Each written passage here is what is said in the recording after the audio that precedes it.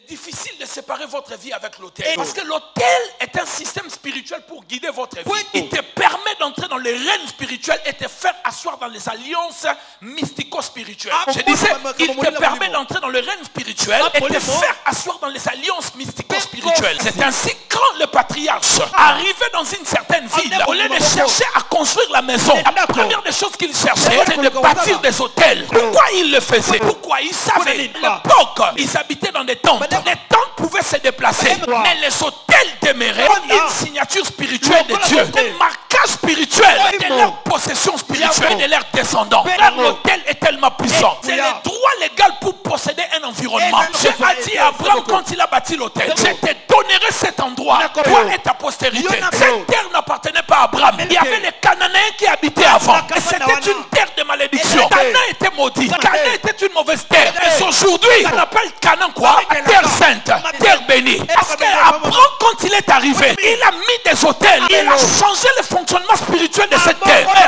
Ne jouez pas avec l'autel. Lorsque vous le faites, vous inclinez les autorités d'Adam, ceux qui étaient là avant. Regardez bien l'histoire. Lot était intéressé. Lot se sépare avec Abraham. Abraham lui dit choisis. Lot regarde. La Bible a dit il a vu. C'était quand il a vu Sodome. C'était comme les champs que l'Éternel a bénis. C'était comme quoi? Les champs que l'Éternel a bénis. Qu'est-ce qui s'est passé? Il a dit à son oncle, moi je prends ce côté. Abraham lui a dit vas-y prends. Quand vous lisez cela, à la fin de ce chapitre-là, Abraham a bâti l'autel. Sur la terre où il était resté, il a bâti l'autel. Et la terre donc, qui était comme un champ béni par l'Éternel, est devenue une terre de malédiction pour Lot.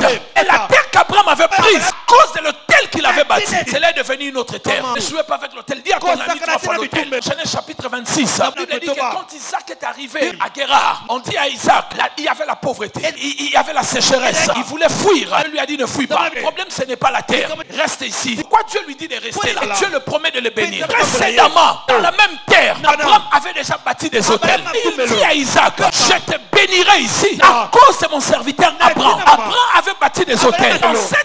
Dans cet endroit, il y a une signature spirituelle d'Abraham. Ce n'est pas la sécheresse qui va te faire fuir. Regardez, dans la même terre, lui il est étranger, il prospère. Puisque même les autochtones, ils étaient tous dans la même famille. Et lui, il ne sévissait pas la famille. Parce que son père avait déjà établi des hôtels. L'hôtel ne travaille pas pour tous les Philistins, seulement pour Isaac. Frère, si tu commences à comprendre le mystère qui est derrière les hôtels, personne ne te dira de faire les hôtels. Tu ne commenceras rien sans pour autant faire l'hôtel. Chaque semaine, tu élèveras ton hôtel. Chaque jour, chaque dimanche, tu élèveras ton hôtel. Avant même que les gens te parlent de l'hôtel, tu auras l'hôtel de la semaine, tu auras l'hôtel du mois et tu verras ce qui va arriver dans ta vie. La Bible dit Isaac devient puissant. Comment un homme peut devenir puissant? Au point où toute la nation l'enviait. Amen. C'est très dangereux pour les Congos. Vous, tant que chrétiens congolais, si vous ne savez pas parler à la terre du Congo, vous n'aurez rien. On n'a pas de riches ici, à part quelques voleurs dans la politique. Amen. C'est comme ça qu'il faut le dire. Parce que certains sont des voleurs. On n'a pas de riches. On n'a pas de richesses explicables dans ces pays. Ou quelqu'un peut nous dire il a commencé ici,